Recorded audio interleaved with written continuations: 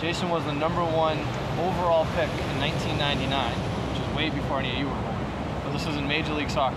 Who knows what Major League Soccer is?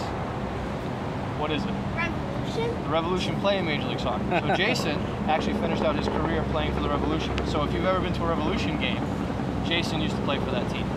Okay? When he was picked #1 overall, he won a championship that first year for DC United. That's the team out of Washington, DC.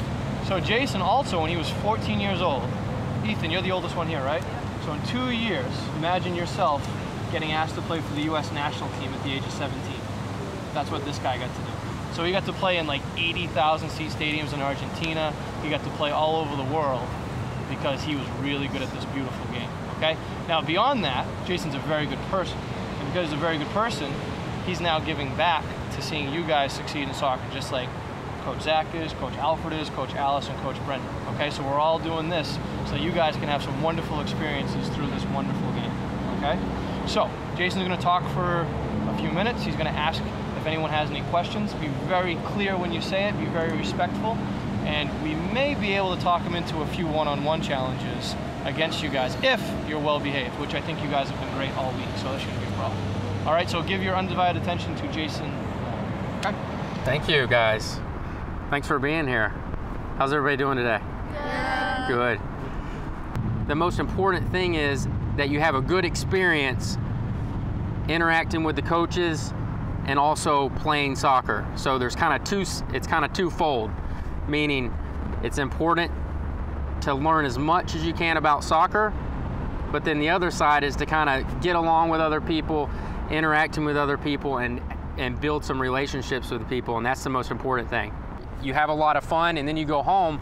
A lot of the drills that Coach Zach and the rest of his staff help you with, some of that stuff you can work on at home too. So make sure that when you leave here, you don't leave the soccer here. You go home and you work on some of this stuff, maybe in your backyard, maybe with some of your friends. When you get together, you kick around at the park, at the beach. So make sure it's kind of like your homework, right? At school, you're taking that home with you. So that's another important thing that helped me get to be successful, is kind of working on that stuff. It takes hard work. That's the main thing that I want you to leave with today. Have fun and work hard.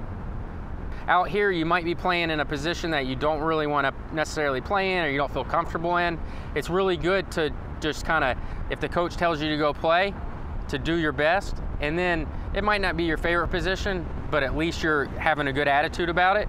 Because when I didn't necessarily get to play the best position that I wanted to when I turned professional, because there was a lot of good players. So sometimes you might have to play in another position to help the team.